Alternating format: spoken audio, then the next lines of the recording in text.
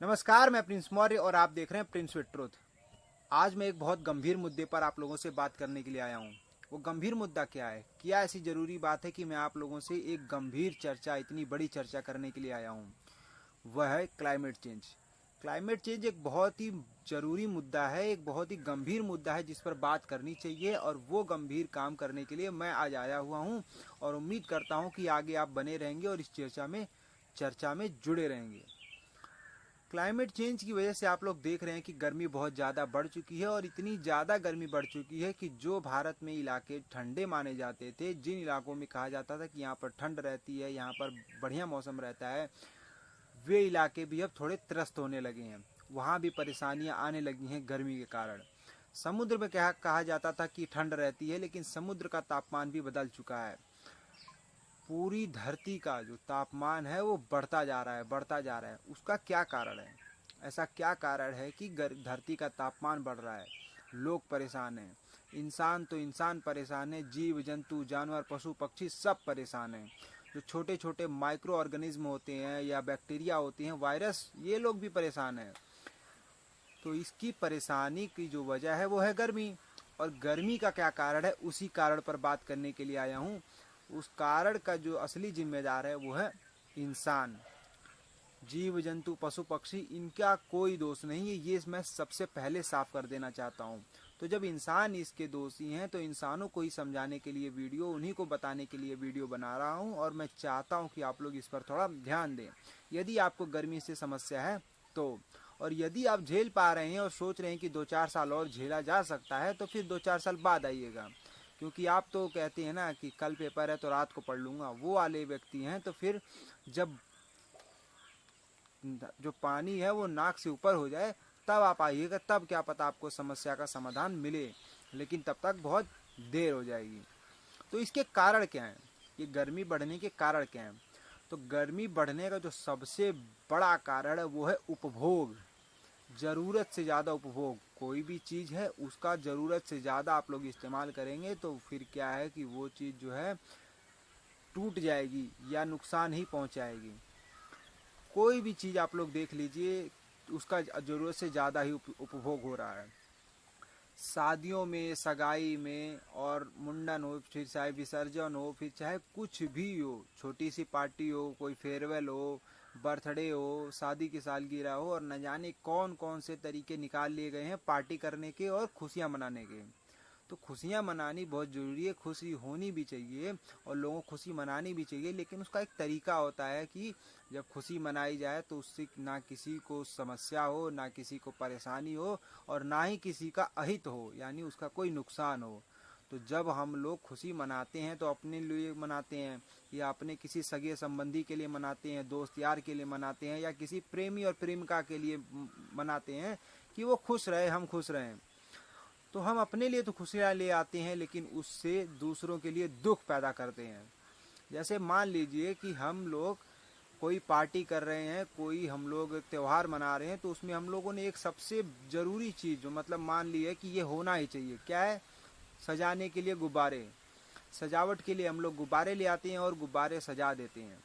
उस वक्त तो खूब रंग बिरंगा लगता है, बच्चे उसको फोड़ते भी हैं, फुलाते हैं, खेलते हैं, खूब अच्छा लगता है, बहुत मज़ा आता है।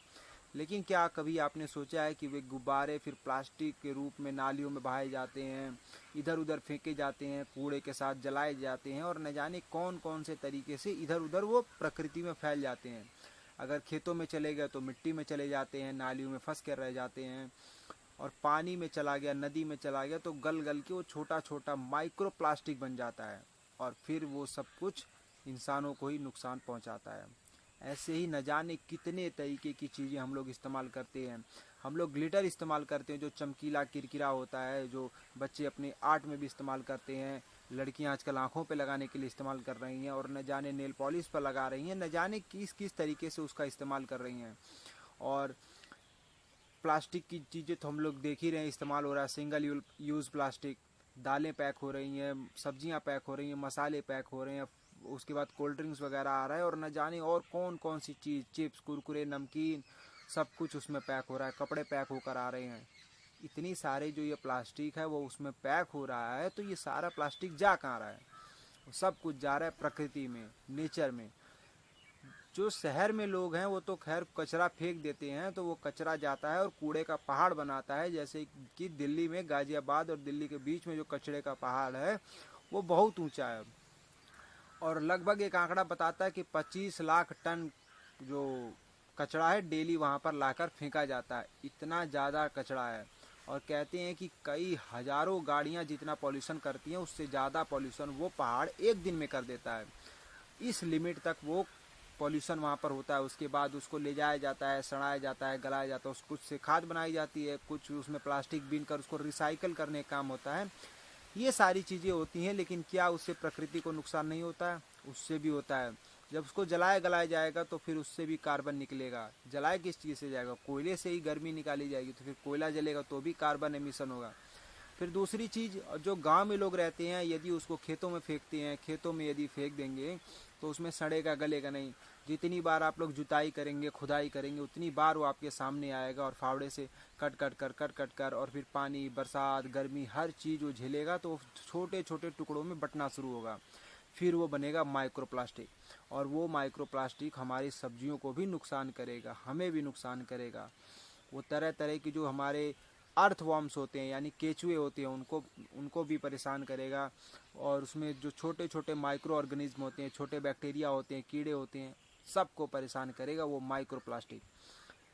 ये सारी चीज़ें हो गई। और जब हम लोग जो सब्जियां जो हम लोग पैक करवा के घर लेकर आते हैं, फिर उसी सब्जी की थैली में हम लोग सब्जी का छिलका और वेस्ट मटेरियल उठाकर हम लोग कचरे में फेंक देते हैं।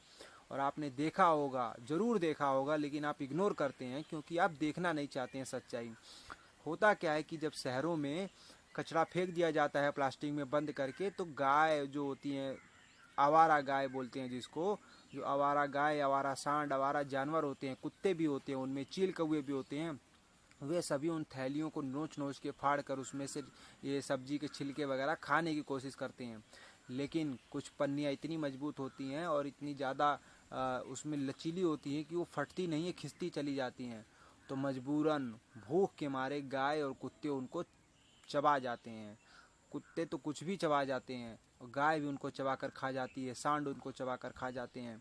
दिल्ली में और बेंगलोर में और कलकत्ता में, चेन्नई में कुछ ऐसे केसेस आए हैं, कुछ नहीं बहुत केसेस आए हैं, लेकिन जो रिपोर्ट हुए हैं तो उनको कुछ मान लिया जाता है, लेकिन होते बहुत सारे हैं। कि जब गाय और बैल या सांड ऐसे लोग जानवर सड़कों पर मर जाते हैं और किसी ऐसे व्यक्ति के हाथ लगते हैं जो इनकी जांच करवाना चाहता है, या कोई डॉक्टर हो, या जो जानवरों पर रिसर्च कर रहा है, या जो जानवरों का अस्पताल अगर वो जानवर पहुंच गया, तो यदि उसका ऑपरेशन करते हैं, उसका पेट चीरते हैं, तो उसके पेट से 15 किलो, 20 किलो, 50 किलो प्लास्टिक निकलता है। और दुनिया एक दिन उस खबर को पढ़ती है, न्यूज़पेपर की हेडलाइन पर वो छपता है, और फिर एक दिन पढ़कर खूब लोग शोर मचाते हैं कि बैन करो सिंगल यूज़ प्लास्टिक। जो है क्या हो जाता है उससे? एक दिन का जोश होता है सबके अंदर कि आज पर्यावरण बचा लेना है, आज खूब चर्चा करनी है, जहाँ जानी है चर्चा कर लेनी है।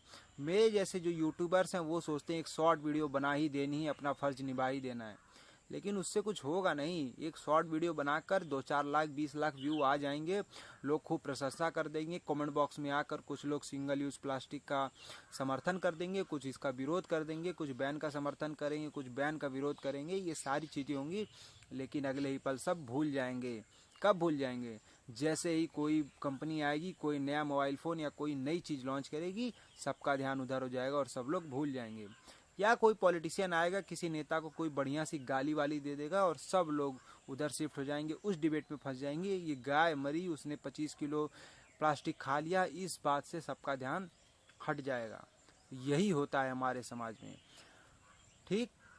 अगला पॉइंट, कि जो बच्चों के खिलौने होते हैं, बच्चों के खिलौने होते हैं ना, वो कहाँ से आते हैं सब? हम जिस चाइना को गाली देते हैं, जिस चीन को हम लोग रोज गरियाते हैं कि चीन ऐसा कर रहा है, चीन वैसा कर रहा है, उसने दुनिया को तहस नहस करने का प्रोग्राम बना लिया है, प्रकृति के साथ खिलवाड़ कर रहा है, वही चीन जो है वो प्लास्टिक के खिलौने बना बना कर, फिर चाहे होली पर हो, दिवाली पर हो, और हमारी नवरात्रि हो, 15 अगस्त हो, 26 जनवरी हो, और छोटे छोटे त्यौहार, रक्षाबंधन पर राखियाँ भी बनाकर बेच रहा है, और त्योहारों पर हमारी टी शर्ट भी बनाकर भेज रहा है।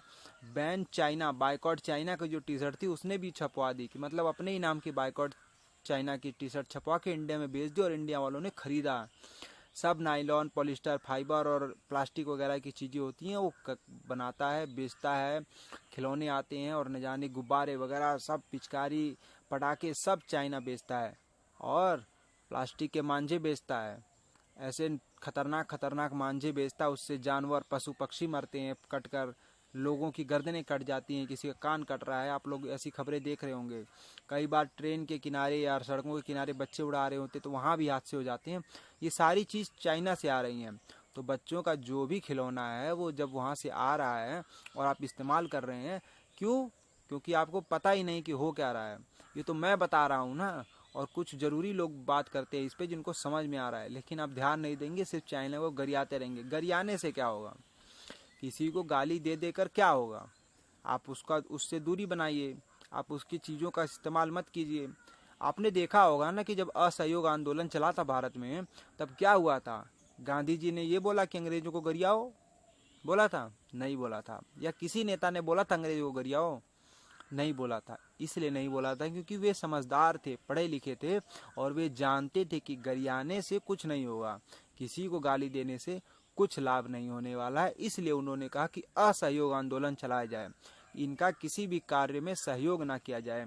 अदालतों को, वकीलों ने अदालतें छोड़ दी, बच्चों ने स्कूल और कॉलेज छोड़ दिए, महिलाओं ने अंग्रेजों के घरों पर काम करना छोड़ दिया, सैनिक जो थे उन्होंने भी कुछ हद तक काम छोड़ दिए। सुभाष चंद्र बोस ने तो अपनी नौकरी तक छोड़ दी, और पटेल जी ने अपनी वकालत छोड़ दी, और न जाने ऐसे कितने अनगिनत नाम होंगे जो मुझे याद भी नहीं होंगे, और कुछ ऐसे होंगे जो रिकॉर्ड में भी नहीं होंगे। ऐसे ऐसे लोगों ने बलिदान दिए, छोटे छोटे व्यक्ति ने, किसानों ने जो है उनका कर देने से मना कर दिया, बोला मार खा लेंगे लेकिन कर नहीं देंगे। और बहुत सारी ऐसी चीज़ें हुई, तब असहयोग हुआ, यानी हम तुम्हारा सहयोग नहीं करेंगे। तब हम लोगों को कहीं ना कहीं मजबूती आनी शुरू हुई, और उसी असहयोग को जब गांधी जी ने वापस ले लिया, तब पूरा देश आक्रोश में आ गया, जब भगत सिंह बहुत छोटे थे। तो मैं ये बताना चाहता हूँ कि चाइना को गरियाने से, उसको गाली देने से और बुराई करने से कुछ नहीं होगा। आप चाइना की जो चीज़ें हैं उसको इस्तेमाल करना बंद करिए। हाँ, जो ज़रूरी चीज़ें हैं उसको एक समय के लिए लिया जा सकता है, जैसे दवाई हो गई और कुछ ऐसी चीज़ें हो गई जो मतलब कि रोज़मर्रा के जीवन में बहुत बहुत ज़्यादा ज़रूरी हैं। तो दवा हो गई, या प्लास्टर हो गया, या कुछ ऐसे इक्विपमेंट होते हैं ना, जैसे नेबुलाइजर हो जाता है ऑक्सीजन के लिए, बच्चों को लगाने के लिए, बुजुर्गों को लगाने के लिए। इस तरीके की जो ज़रूरी चीज़ें, इनको लिया जा सकता है। लेकिन खिलौने, पिचकारी और उसके बाद पटाखे, मांझा, गुब्बारा, टी शर्ट वगैरह, ये जूते चप्पल सस्ते सस्ते लाते हैं और कचड़ा वाला जो प्लास्टिक होता है उससे बनाते हैं और भारत में बेचते हैं सस्ते दामों में। उसको इस्तेमाल करने की क्या ज़रूरत है? एक जूता खरीदिए, मजबूत खरीदिए, सालों तक चलेगा, और वो जल्दी घिसेगा भी नहीं, और घिसेगा नहीं तो माइक्रो प्लास्टिक पैदा नहीं होगा। और जो सस्ता सामान लेंगे तो जल्दी घिसेगा, ज़्यादा माइक्रो प्लास्टिक जो है वो पर्यावरण में मिक्स होगा तो नुकसान ज़्यादा होगा। अगला पॉइंट, पॉपुलेशन बहुत ज़्यादा बढ़ रही है, जनसंख्या जो है वो बहुत ज़्यादा बढ़ रही है। आपने इस चीज़ को नोटिस भी किया होगा, आप लोगों ने ध्यान भी दिया होगा।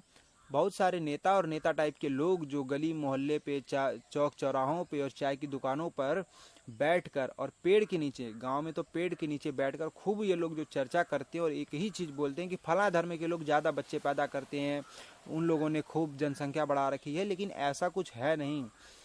यदि आप तरीके से देखेंगे और अपने आसपास एक बार ध्यान लगाकर देखेंगे तो हर धर्म के जो गए गुजरे छोटी मानसिकता वाले और नीच किस्म के लोग हैं, वो लड़का पैदा करने के चक्कर में ढेर सारी लड़कियां पैदा कर लेते हैं, या मजे मजे के लिए, सेक्स का मजा करने के लिए ये लोग लड़का लड़की सब जो आया भेड़ बकरी की तरह सब पैदा करते हैं। मेरी बात बुरी लग रही होगी लेकिन बात में सच्चाई है, और जो सच है वो कड़वा होता है। तो क्या है कि ढेर सारे बच्चे पैदा कर रहे हैं तो ढेर सारी चीज़ें भी चाहिए होंगी। एक कमरा है, 5 बच्चे हैं, पति पत्नी कुल मिला के 7 लोग, कैसे रह लोगे भाई शहर में? दिल्ली में तो अक्सर ये देखने को मिलता है, बेंगलोर में, कलकत्ता में, चेन्नई में, मतलब जो भी बड़े बड़े शहर हैं और जो मशहूर शहर है वहाँ पे लोग कमाने के लिए जाते हैं और जोर जोश में खूब सारे बच्चे पैदा कर लेते हैं, और फिर वो एक ही 2 कमरे में और पूरा परिवार रहने को मजबूर हो जाता है। और जब एक ही जगह पर भेड़ बकरी की तरह रहेंगे और उसके बाद वहाँ पर रोज़ लड़ाई, रोज़ किल्लत होगी और रोज़ जो है लिचिड़ पिचिड़ होगा। ये सारी चीज़ें होगी, मानसिक बीमारी, शारीरिक बीमारी, उसी में ऑक्सीजन छोड़ रहे हैं, उसी में पाद रहे हैं, उसी में ले रहे हैं सब लोग, तो वो बीमारी भी होगी।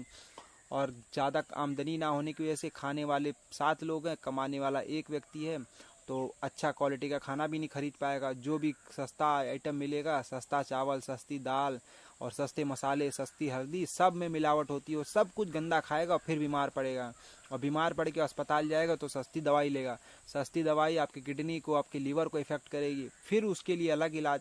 यानी एक समस्या को रोकने से जो आप लोग चूक गए, उससे आपकी पूरी जीवन ही समस्या बन गई। इससे बढ़िया आप लोग पहले ही कंट्रोल कर लेते तो ये समस्या नहीं आती। तो इसलिए जो पॉपुलेशन है उसको कंट्रोल करना जरूरी है। फिर चाहे किसी भी जाति, धर्म, समुदाय के लोग हों, इस देश के लोग हों या पाकिस्तान के लोग हों या बांग्लादेश के, जिनको कहते हैं कि मुसलमान है, पॉपुलेशन ज़्यादा बढ़ाते हैं वहाँ पर, ऐसा कुछ नहीं है। सब जो अनपढ़ हैं, जो लीचड़ हैं, जो नीच किस्म के व्यक्ति हैं, जिनको सेक्स में ही मजा आता है, वो पॉपुलेशन बढ़ाने के लिए जिम्मेदार हैं। कोई किसी एक को इस चीज़ का टैग देना बिल्कुल गलत होगा। और अगला पॉइंट, अनवांटेड डेवलपमेंट, यानी ऐसा विकास है, ऐसा डेवलपमेंट जिसकी जरूरत नहीं है। उदाहरण देखिए, मैं गांव में रहता हूँ या मैं शहर में रहता हूँ, ठीक, मुझे दो मान लीजिए कि एक प्रिंस जो है वो गांव में रहता है, एक शहर में रहता है। तो जो गांव में रहता है उसको किस चीज़ की ज़रूरत है? उसको इस चीज़ की ज़रूरत है कि यहाँ गांव से मार्केट तक, जहाँ पे खरीदारी करने जाना है, वहाँ तक की सड़क अच्छी हो, ठीक, वो अच्छी नहीं है। मैं या मेरे साथ का कोई अपने कॉलेज जाना चाहता है तो मेरे घर से कॉलेज तक की सड़क अच्छी हो, वो है नहीं। मैं यहाँ से अस्पताल जाना चाहता हूँ, वहाँ तक की सड़क अच्छी हो, है नहीं है। अपने मंडी जाना चाहता हूँ सब्जी बेचने, वहाँ तक की सड़क अच्छी हो, है नहीं है। ऐसे ही मतलब घर से अगर मार्केट तक निकलने की सड़क अच्छी नहीं है, गांव में जो बारिश हो रही है या लोगों का जो रोज़मर्रा में जीवन करने वाला जो इस्तेमाल करने वाला जो पानी होता है, वो पानी निकलने के लिए नाली नहीं है, तो फिर क्या फ़ायदा। और डेवलपमेंट हो क्या रहा है? कहीं मूर्ति बना रहे हैं, कहीं स्मारक बना रहे हैं, कहीं ऐसी ऐसी चीज़ें बना रहे हैं जिसका कोई इस्तेमाल नहीं है। और पैसा कितना खर्च हो रहा है? 2 करोड़, 4 करोड़, 10 करोड़, 1000 करोड़। उन चीज़ों का कोई इस्तेमाल नहीं है और उनको बनाया जा रहा है, दुनिया उसको पसंद भी कर रही है, लोग तालियां बजा रहे हैं, सेल्फी ले रहे हैं, फोटो खींच रहे हैं, स्टेटस लगा रहे हैं, उन्हें लग रहा है कि यही विकास है। विकास तो तब होता ना जब तुम साइकिल से निकलते और मार्केट बिना किसी एक गड्ढे के पहुंच जाते। ये डर नहीं लगता कि अभी गड्ढे में गिर जाऊंगा, या बहुत सारे लोग गिरते भी हैं। अभी बारिश शुरू होने वाली है और फिर उसके बाद गिरना, पैर टूटना, ये सब शुरू हो जाएगा। लोग पानी में कमर कमर तक पानी में घुस कर अपने मार्केट जाएंगे, ये सारी चीज़ें देखने को मिलेंगी। लोगों को खेतों में जो है वो ट्रैक्टर जाने की जगह नहीं है, ठेला जाने की जगह नहीं है, रिक्शा जाने की जगह नहीं है, और जनरेटर और इंजन खींच कर ले जाते हैं, थ्रेसर खींच के ले जाते हैं, हार्वेस्टर ले जाते हैं, ये सब जाने की जगह नहीं है। रोड इतने खराब हैं, उसकी मांग किसी ने नहीं की है। सब चाहते हैं कि ऊट पटांग तरीके का जो है विकास हो जाए। गांव में पंचायत भवन आता है और न जाने कचरा रखने के लिए डस्टबिन आता है, ये सारी चीज़ें जो है वो लगा दी जाती है, लेकिन इस्तेमाल कोई नहीं करता है।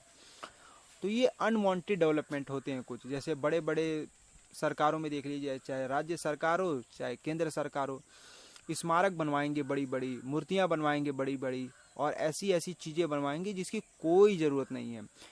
ऐसे विकास करवाएंगे जिसका आम आदमी से कुछ लेना देना नहीं है। आम आदमी को क्या चाहिए? आम आदमी को अपने आसपास की जो सुविधाएं हैं वो चाहिए। ये अस्पताल भी बनवाएंगे तो ऐसी जगह बनवाएंगे जहाँ बहुत दूर हो। जिला है तो जिले के बीच में अस्पताल बनवाइए ना, ताकि जिले के चारों तरफ के लोग उसमें आकर उसकी जो है उसका फ़ायदा उठा सकें, लेकिन वो भी नहीं करेंगे। तो जो अनवांटेड डेवलपमेंट होते हैं वो क्या करते हैं कि पॉल्यूशन क्रिएट करते हैं।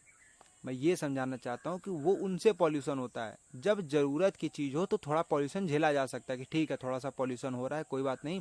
पूरे ज़िले को एक अस्पताल मिल रहा है ज़िले के बीच में, एक यूनिवर्सिटी मिल रही है ज़िले के बीच में, एक स्टेडियम मिल रहा है ज़िले के बीच में, एक मंडी मिल रही है सरकारी ज़िले के बीच में, ताकि पूरे ज़िले का फ़ायदा हो। लेकिन वो नहीं होगा।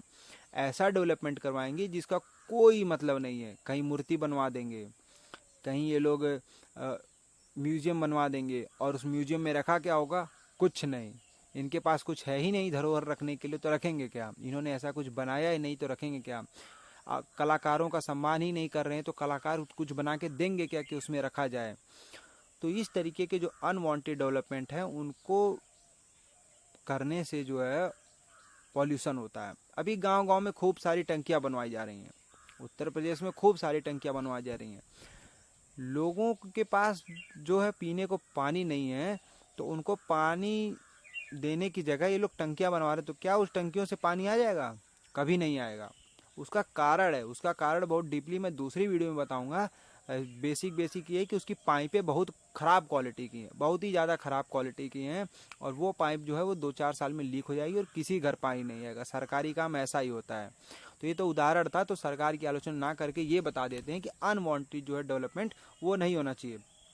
बर्निंग ऑफ प्लास्टिक, यानी प्लास्टिक को जलाना। जब प्लास्टिक फेंक दिया जाता है तो खूब मात्रा में लोग जला देते हैं।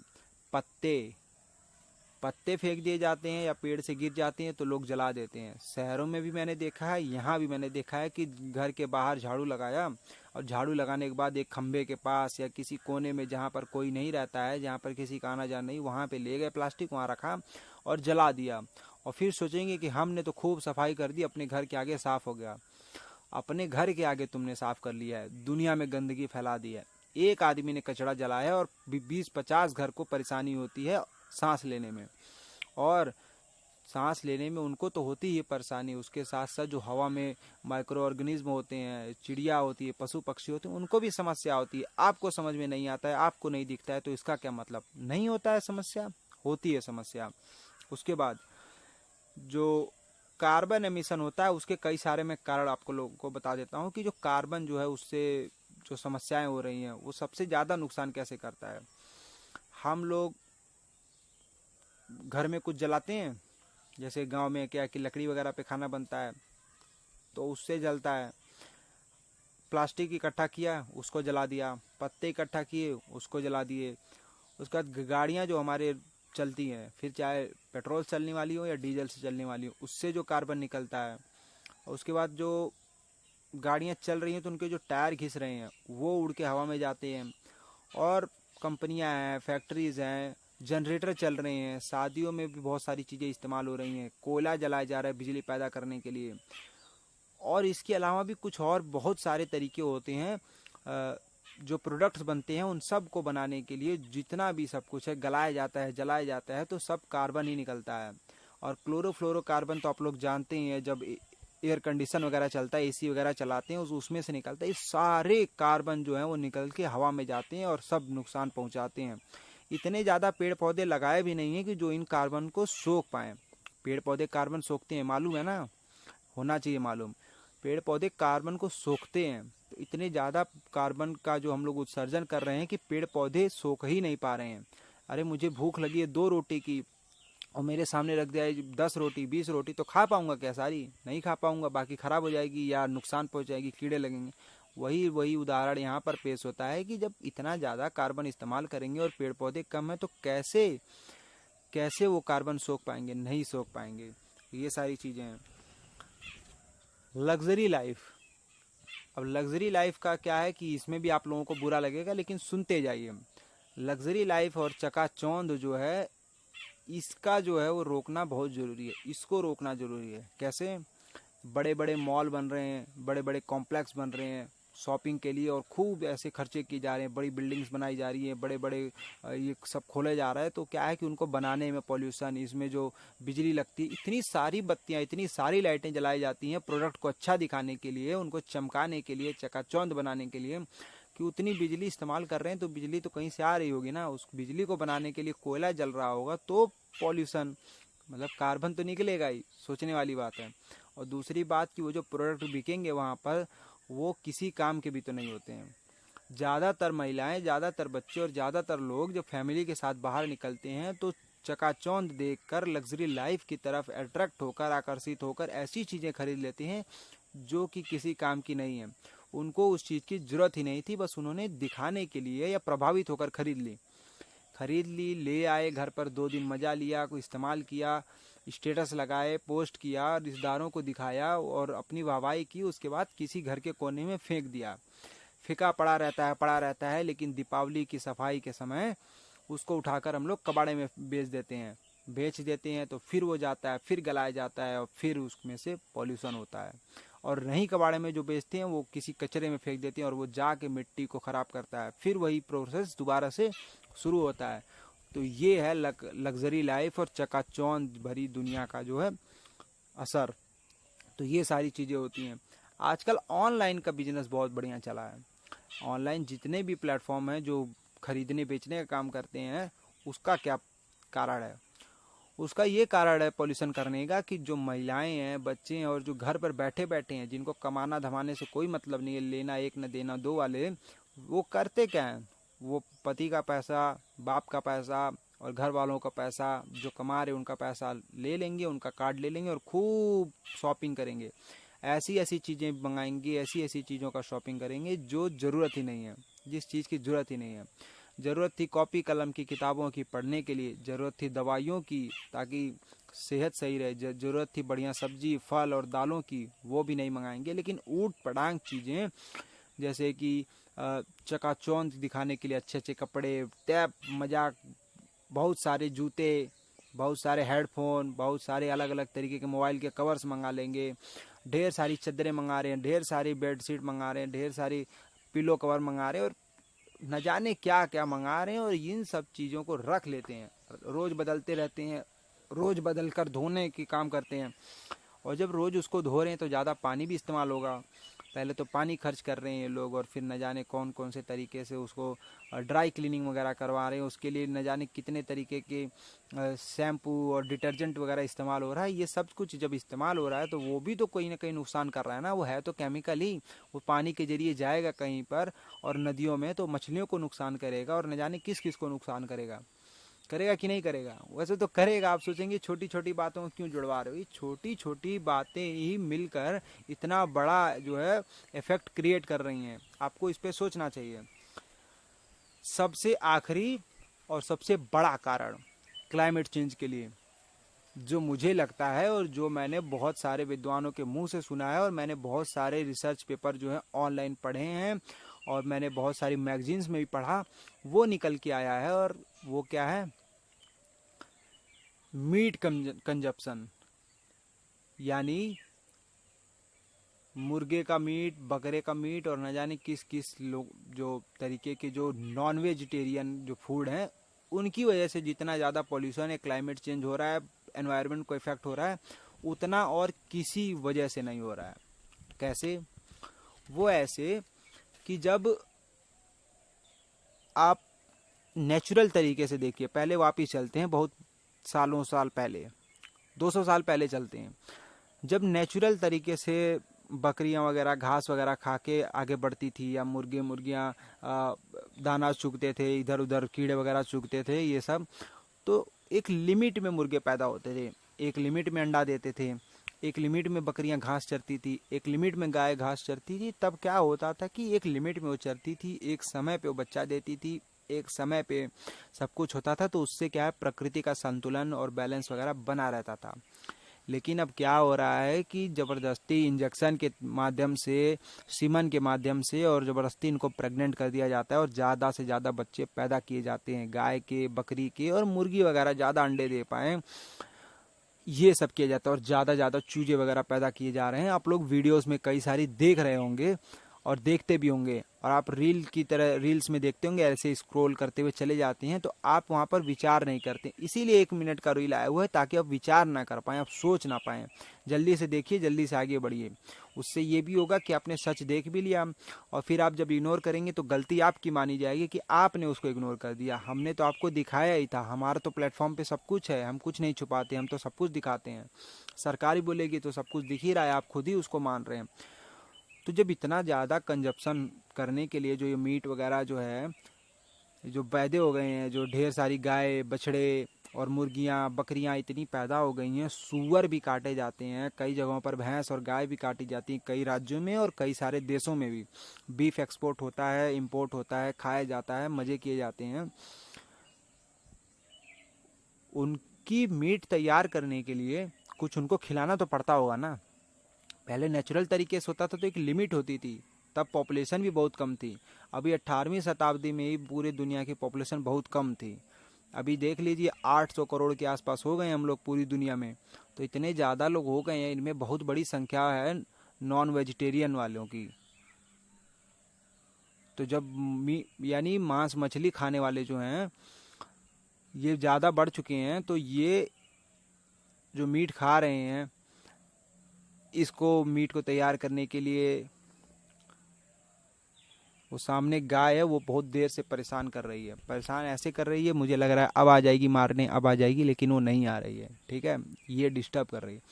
तो मैं ये कह रहा हूँ कि जब वो मीट आप लोग खाएंगे तो उस मीट को तैयार करने के लिए उसको कुछ खिलाना पड़ेगा। तो उसको जो खिलाना पड़ेगा, उसको खिलाने के लिए वो उगाना पड़ेगा ना। कहाँ उगेगा, इतना खेत कहाँ है। आप तो जो इंसान होते हैं 1-2 किलो चावल में 3-4 टाइम खा सकते हैं, लेकिन गाय और बकरी और ये सब चीज़ें हैं, इनको खिलाने के लिए तो बहुत ज़्यादा ज़्यादा घास चाहिए, बहुत ज़्यादा फसलें चाहिए। इतनी फसलें, इतना सब कुछ कहाँ उगेगा बताइए। तो इनको उगाने के लिए जंगल साफ किए जा रहे हैं। कई कई एकड़ में, एक एक दिन में कई कई एकड़ जंगल काट दिए जा रहे हैं, उड़ा दिए जा रहे हैं। और सबसे ज़्यादा ये काम कहाँ पर हो रहा है, ब्राज़ील में। भारत में भी होता है लेकिन छोटे स्तर पर होता है, बाकी और देशों में भी होता है, लेकिन सबसे ज़्यादा ये काम ब्राज़ील में होता है, क्योंकि उसके आसपास खूब जंगल हैं, खूब जंगल हैं। वहाँ पर ये सारा काम होता है। और जंगल, अमेज़न का जंगल है, उसको काट दिया जा रहा है और वहाँ पर उगाया क्या जा रहा है, सोयाबीन वगैरह उगाया जा रहा है और ऐसी चीज़ें उगाई जा रही हैं चारा के रूप में, जो गाय खा सके, बकरी खा सके और मुर्गियाँ खा सकें। तो इनको खिलाने के लिए इतने जंगल काट दिए जा रहे हैं, तो फिर उन जंगलों को दोबारा नहीं उगाया जा सकता। जितना कार्बन वो लोग सोख सकते थे, जितनी हीट वो लोग सोख सकते थे, वे भी नहीं सोखेंगे। उनको वर्षा वन बोला जाता है, कि यानी रेन फॉरेस्ट, जहाँ पर बारिश होती है। जो पेड़ काट दिए जाएंगे तो वहाँ पर बारिश भी नहीं होगी, उसका संतुलन भी बिगड़ेगा। तो सबसे बड़ा कारण तो ये माना गया है इस वक्त कि जो नॉनवेज खाने वाले लोग हैं, जो मीट मछली खाने वाले हैं, इनकी वजह से। और मछलियाँ और सी फूड जो पैदा किया जा रहा है, उसके लिए भी खूब सारे केमिकल्स, खूब सारी दवाइयाँ भेजी जा रही हैं। और उनको खिलाने के लिए भी कुछ तैयार किया जाता है, उनके लिए भी चारा होता है, मछलियों के लिए, झींगों के लिए, मेंढकों के लिए। और न जाने कौन कौन से तरीके के सी फूड होते हैं, उनको भी पैदा करने के लिए उनको कुछ खिलाना पड़ता है। उनको खिलाने के लिए भी चीज़ें इस्तेमाल की जा रही हैं, बनाई जा रही हैं और उगाई जा रही हैं। वे भी उगाने के लिए जंगल काटे जा रहे हैं और हजारों एकड़ों में जंगल काट दिए जा रहे हैं। और उन जंगलों के कटने की वजह से पर्यावरण को नुकसान हो रहा है। और मीट खाने वाले मीट खा रहे हैं। एक तरह से तो वो इंसान, वो जानवरों के ऊपर, पशु पक्षियों के ऊपर और सबके ऊपर हिंसा कर ही रहे हैं, लेकिन उसके अलावा ये लोग प्रकृति के साथ हिंसा कर रहे हैं, अपनी आने वाली पीढ़ियों के साथ हिंसा कर रहे हैं। तो ये सारे टॉपिक्स जो मैंने बताए, उनमें सबसे बड़ा जो कारण है वो यही लास्ट पॉइंट है, मीट खाने वाले। जो ये मीट खा रहे हैं, ये हैं तो दरिद्र, क्योंकि किसी की जान लेकर ये अपना पेट भर रहे हैं पहले, और उसके बाद उस जान लेने के बाद अपने परिवार को भी नुकसान पहुंचा रहे हैं। वो ऐसे कि जंगल काट रहे हैं और वो कार्बन सोख नहीं पा रहा है, तो वो कार्बन सोखने के लिए उनकी मम्मी पापा, भाई बहन और रिश्तेदार, दोस्त यार और प्रेमी प्रेमिका सब लोग तैयार हैं कि जो पेड़ नहीं सोख पाएगा कार्बन, तो हम सोखेंगे, हमारा सीना बहुत मजबूत है, हम लेंगे उस कार्बन को। ये सारी चीज़ें हो रही हैं। तो इंसान जो सबसे बड़ा कारण है इस चीज़ का, किस चीज़ का, क्लाइमेट चेंज का। आप लोगों ने इतने सारे कारण तो जान लिए, लेकिन अब इसका जो समाधान है, इसका जो प्रभाव पड़ रहा है हमारे ऊपर, इस पर भी बात करने के लिए आऊँगा अगली वीडियोस में। वैसे तो इस वीडियो के आखिरी तक कोई पहुंचा नहीं होगा, लेकिन जो पहुंचा है उसको कुछ तो मतलब लेना देना है क्लाइमेट से और पर्यावरण से। यदि आपका लेना देना है तो अगली वीडियो का इंतज़ार करिए, मैं ज़रूर आऊँगा और वीडियो लेकर आऊँगा। बाकी इस वीडियो में आप कमेंट बॉक्स में जो बताना चाहें, जो पूछना चाहें, आपका स्वागत है। अगली वीडियो में मिलता हूँ। धन्यवाद।